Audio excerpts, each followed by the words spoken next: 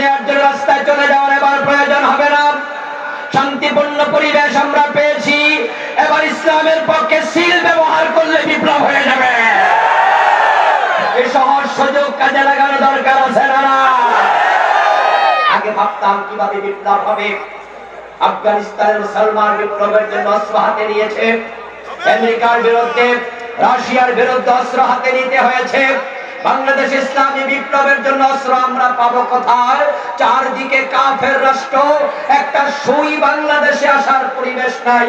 বিপ্লব কিভাবে হবে? অস্ত্র চালানোর জন্য প্রশিক্ষণ প্রয়োজন। প্রশিক্ষণ কে দেবে? তাহলে কি ঈসা নবী আসা পর্যন্ত অপেক্ষাই করতে হবে? কিন্তু অগাস্ট বিপ্লব করে ছাত্র জনতা দেখিয়ে দিয়েছে বিপ্লবের জন্য অস্ত্র লাগে না, আবু সাইদের মতো বুক চিতিয়ে সাহস নিয়ে রাস্তায় দাঁড়ানো লাগে। 2000 শাহাদাতে অগাস্ট বিপ্লব আল্লাহ দিয়েছে। কোরআনের বিপ্লবের জন্য প্রয়োজনে 2 লক্ষ শহীদ হওয়া লাগবে। বিপ্লবের আগ পর্যন্ত থামা যাবে না।